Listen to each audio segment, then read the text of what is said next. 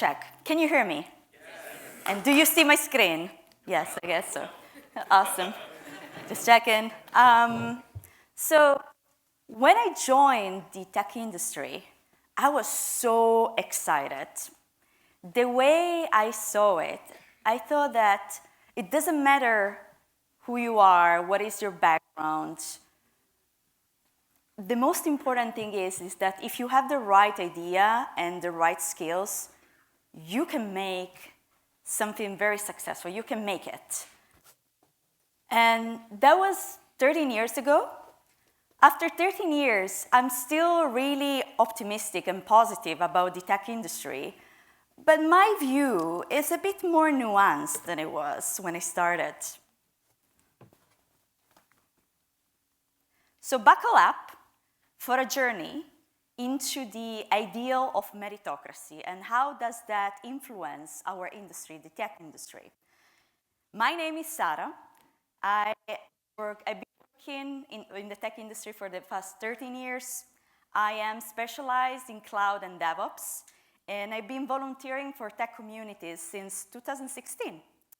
I am the co-founder and former director of tech of SheSharp, which is a non-profit organization that makes it easy for women and non-binary people to enter, stay, and grow in the tech industry.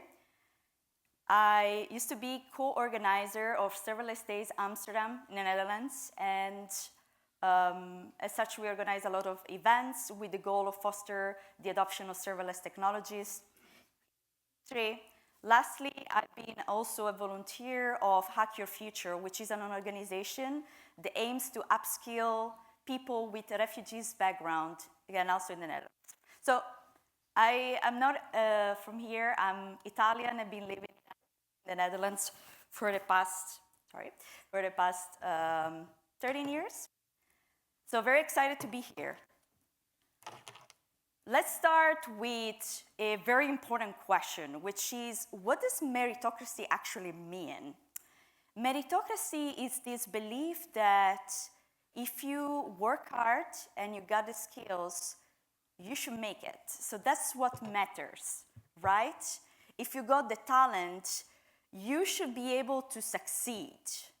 To me, that is a very, very good concept if I think about it, because it means that my chances of being happy or like making it or being fulfilled are tightly to something that it relates to merit. Sounds like a dream. And the question is this reality or is this a utopia? Because in an ideal world, everybody begins from an equal starting point. We all have the same start. In an ideal world, the decision-making processes or the decision that we take as an industry, they're free from bias. In an ideal world, we all have access to the same opportunities. There is no systemic barriers within our systems, including the tech industry. And every person, each of us have always the same exact challenges and benefits. Lastly, in an ideal world, everyone has the same access to external support. That would be the ideal world, right? Is this the case? Let's see. So let me pause for a second and let me start with hockey. How many of you here are hockey fans? So I asked this question some time ago in Ireland, and there was only one person in the public. So here, the public, I see there is more like, maybe relates to you more. So what I want to talk about you related to hockey is like the youth tournaments. So people like young players that are between 5 and 10. And I want you to think about young players from all over Canada. So I'm focusing on the Canadian tournament in this case. And I want you to think about these players, very young, that they aim to make it big, they want to be successful, they invest a lot of time when they're young to be like, champions when they grow up. One day, a Canadian guy was one of the one of the youth players' matches, and he noticed something weird. What he noticed is that a lot of the kids were weirdly born in the same period of the year, consistently. What he saw is that there was a pattern that all the top performing hockey players were all born in January, February, or March, the few months of the years. Does this mean, and it was like, how is this possible? Does it mean that if you are born at the beginning of the year, you're simply more talented? Obviously not. That doesn't sound right. So what he found is that this pattern was a pattern that shows that the players born right after the age cutoff for these teams, they're usually the oldest on the group, and because of this, they often have a bit of a head start at the beginning of the year. And this starts when they are very young, 5, 6 years old, and this small head start then accumulates with time, incrementing the benefits that they were experiencing throughout their growth. And that means that also that all the older kids within the same year, they often get more chances to practice, they get more tutoring, more opportunities, just by virtue of being born in the beginning of the year.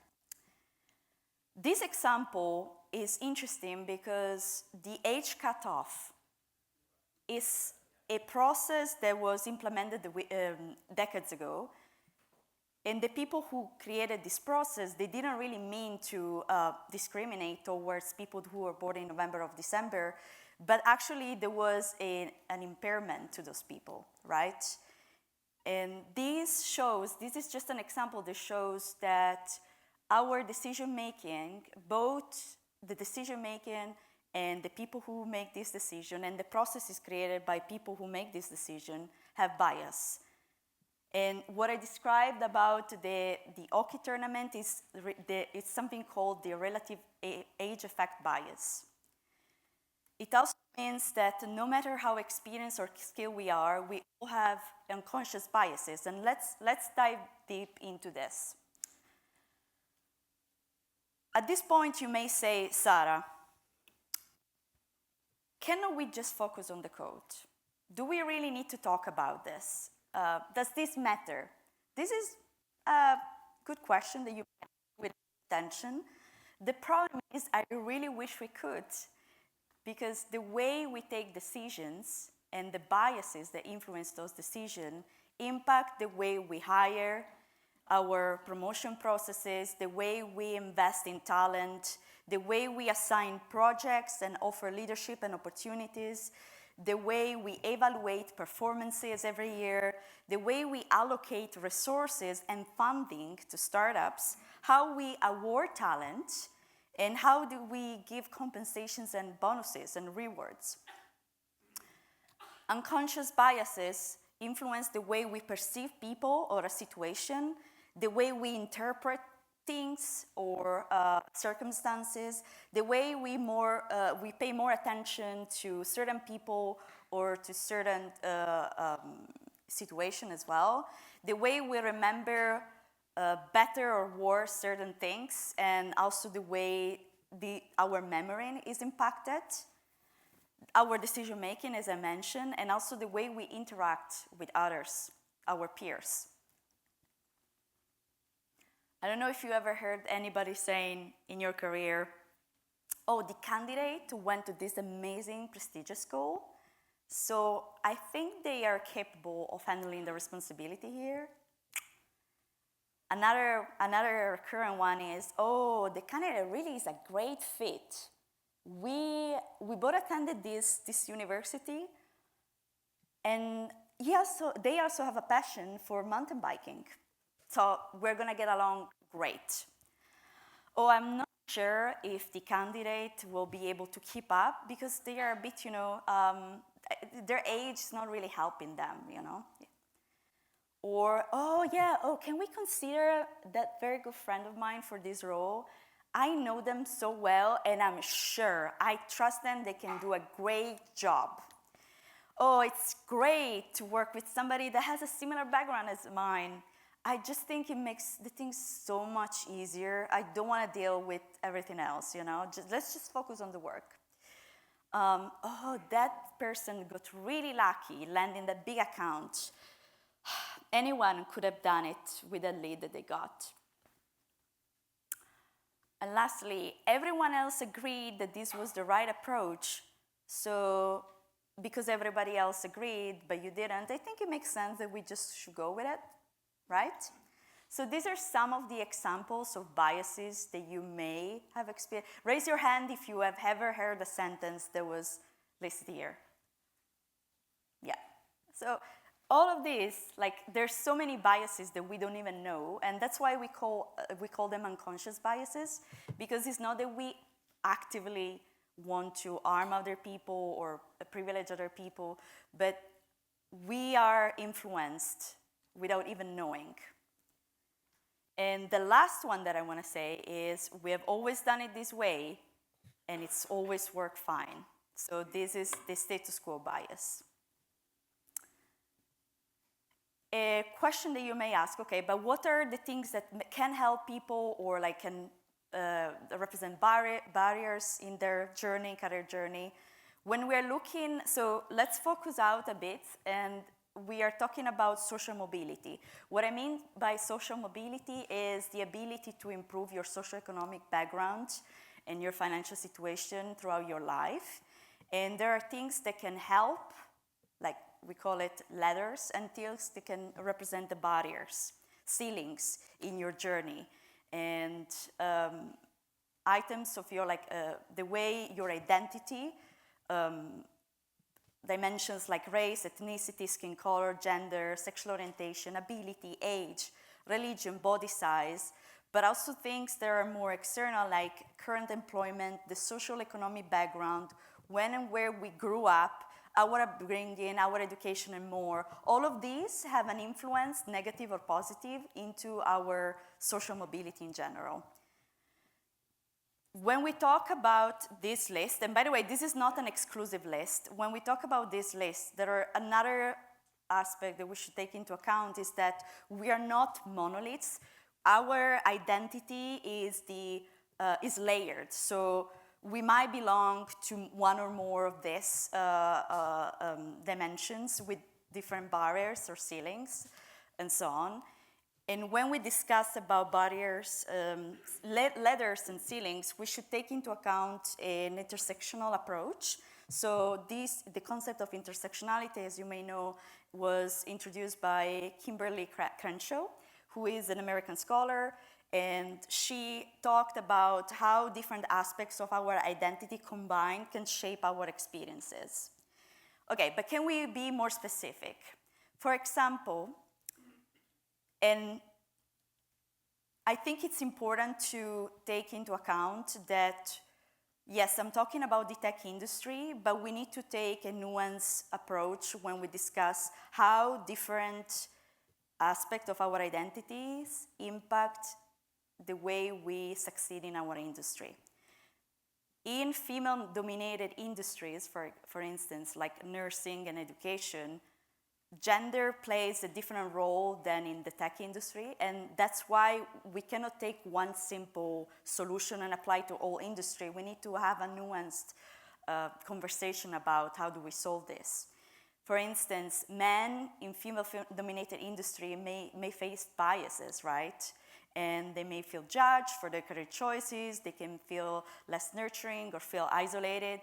This is why I want to clarify that both men and women may experience discrimination in different ways in different industries. And we need to take context-specific approaches to create an inclusive workspace. But when we look at women in the tech industry, what are things that women kind of shared as part of their experiences as barriers? So the lack of role models is an example, not having a mentor, a sponsor, or a champion that can help them, being excluded for important networks or important or special job assignments, limitation and so on, getting either insufficient feedback or not the right one, facing stereotypes about their commitment or their abilities, or not fitting the company image of what a leader looks like, or feeling like an outsider in the company because of their race, ethnicity, and nationality. Some of you may say, which is a valid objection, that lists include barriers that also men can experience. So both men and women can be marginalized in that sense. And that's absolutely right, especially men that with different intersecting marginalized characteristics. Remember the intersectionality. So obviously, this is something that we need to take into account. But let's look at the specifics. Well, what's the deal? One question that I get often is like, why we don't get a lot of women applying to our job description or our job openings. So if we look at the reason why men and women don't apply for a specific job, we kind of have some outliners that are common, but if you look at the details, for instance, women tend to avoid applying to jobs for fear of failure. That's one thing that stands out compared to men. And another one that stands out is that they also tend to follow more the guidelines, or women get rewarded, women are socialized to follow more guidelines and rules. So if they don't fit all the criteria, they may not apply for your job posting. So this is something that needs to take into account. And this dimension is only related to gender, but the same applies to different dimensions of our identity. Our identity, and remember that list, may affect the way we are perceived by others, but also the way we perceive ourselves in the industry. And that has an impact on how people see us being either competent or hireable or deserving. That affects also the way we share our skills with others and so on. Gender can also play a significant role into the career choices that we have. So that has an impact already when people are young, in their upbringing, as I mentioned before. There are different shifting standards that are applied depending on who you are and our subconscious biases.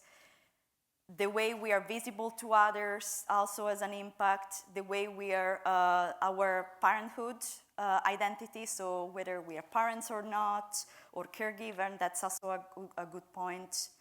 And if we look at the statistic, women tend to spend already still more time into domestic work, paid or unpaid, compared to men. And another point that I want to bring up is that the access to sponsorship and opportunities is also different depending on gender. And by the way, again, I'm focusing on gender, but we're talking about the same applies for different levels of identities, the list that I shared before. Mentorship also has an impact, whether you're mentored or not, or in which way. And one question you may ask at this point, okay, you provide us this list, which sounds a bit pessimistic, if you will. Is it really so bad? Let's look at the data. So this is the data for the unadjusted pay gap. And in this example, women working in the European tech industry, as an example, still earn 20% median unadjusted percent less than men. And this is worldwide, actually. This is more international, but the impacts of children for women who have versus don't have, so the impact of having or not having children of women is very significant and different. And the same applies for the difference between women who have children and men who have or not have children. So this is something to take into account. And again, something that makes me personally really sad is that in European companies, women are least represented in DevOps and cloud roles in tech. So we did a significant improvement when it comes to tech companies, but not as good when it comes to representation in tech roles. So DevOps, if you see here, DevOps is not doing great, DevOps and cloud, so which is really relevant for this talk. And another point is when we look at remember the barriers that were listed by women. When we look at the women that are representation of leaders in companies, we're not doing great when it comes to leadership roles as well. And now I talked about gender, but again, I want to try to walk us through an intersectional approach. When we intersect gender and skin color or gender and race, things get worse. So women of color experience even more barriers, same as people who belong to the LGBT community and so on, both men and women and transgender employees and so on. And that even intersectioning with the race or skin color, that creates even more barriers. And the same goes with physical ability. Gender and physical ability also creates more barriers. And the same applies for men as well. So how can we, as an industry, make a difference? So can we change this? One thing that you may suggest, which is a fair point, is let's foster meritocracy in our company culture. That sounds like a good idea, actually, but it's not as easy because of the paradox of meritocracy, which is when an organization promotes meritocracy, managers in that organization may ironically introduce biases and create inequality among employees. And the reason why it happens is that when meritocracy is explicitly part of the company culture, managers don't think about their own biases because they think that they don't have biases. And that creates a different balance when it comes to rewarding their employees. So this sounds like a good idea, but it's not the solution. I want us to think about the carb cut effect, which is a pattern in which solutions that are designed to help disadvantaged groups, in this case, like the carb cuts that you see for wheelchair users on the street, these solutions end up benefiting a much wider population. What I'm trying to say is creating policies to enhance the opportunity of people that are marginalized can improve the access to everyone, and everybody can potentially also benefit from those policies. So what can we do to drive those positive changes? So first of all, it's important that us, including me and everybody in the tech industry, we should acknowledge who benefits the most from the current company culture and processes that we have in place, who holds the highest positions and earns the highest salaries. We need to kind of understand the difference between viewing biases and what they are. So when you describe people's traits or behavior in a way that is not great or not inclusive, versus valuing biases, which is related to how we reward people. Next to this, we need to also acknowledge that we are missing out on valuable talent if we don't really address these biases. And that creates a lot of turnover costs, and that's not great from even a business perspective. Adopt a data-driven approach, so employ metrics to benchmark and track the progress around attrition, performance, promotions, leadership, pipeline, employment pipeline, pay, and workforce representation. And then develop guidance to help managers link that employee behavior to ratings and rewards. Make sure that the standards across the processes and standards that are in place within your company are applied consistently across business units and teams. That's not always the case. You need to train managers and leaders to understand these value and biases that I mentioned, implement procedures throughout employees' careers, not just during performance evaluations. So think about the journey from the beginning when the employee starts till employee growth, potentially. Another thing that helps reducing those biases is avoiding open boxes, which are forms asking general questions to managers about their employees, and offer these open boxes. They don't really help with applying consistent evaluations, and ensure that the reviews are of similar lengths for all the employees to provide equal detail, make performance reviews forward-looking to improve employee performance, and provide ongoing feedback instead of episodic boost performance.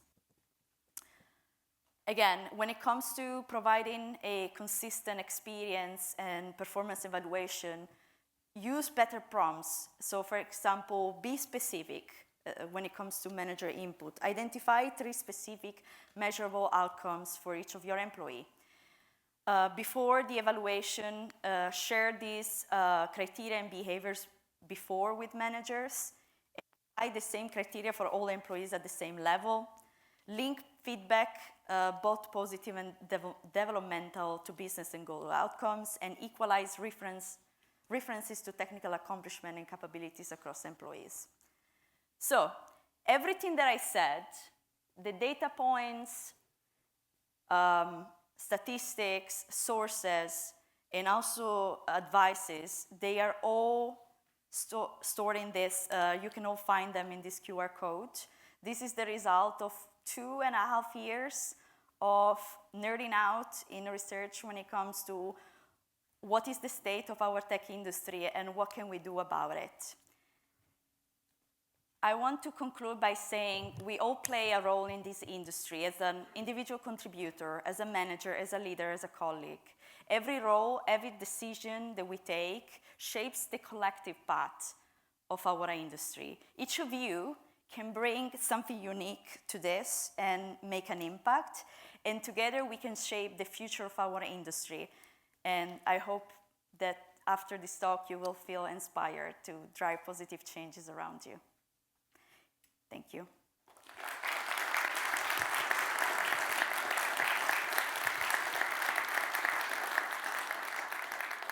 If you have any questions, feel free to come to me and discuss. I will be happy to talk with you.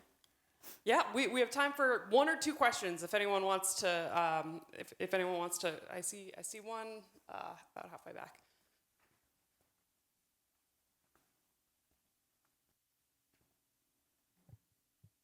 Hey.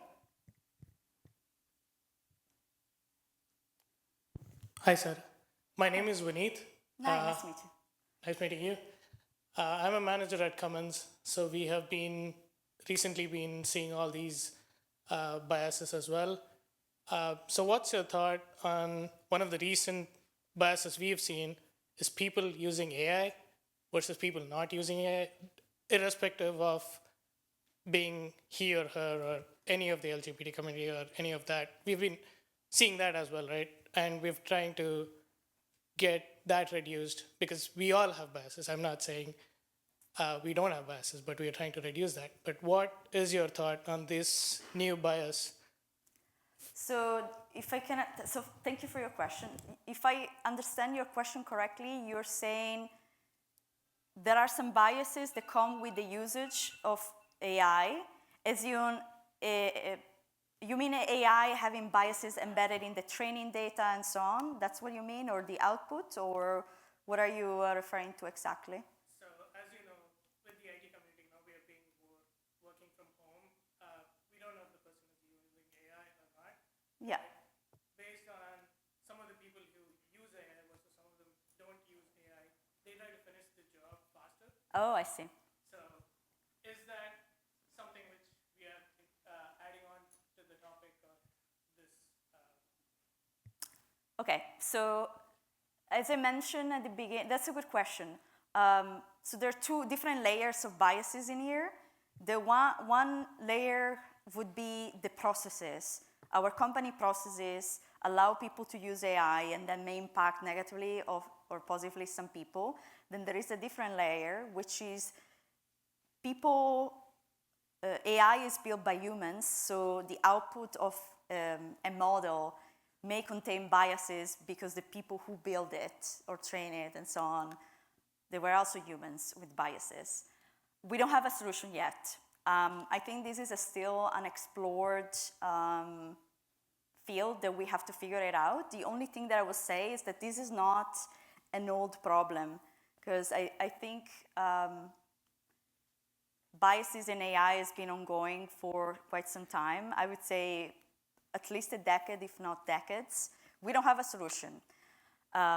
It's something that we need to take into account, and we need as an industry to invest some time and research to figure out how can we implement inclusive processes that use AI. Yeah, but that's a great question. Thank you.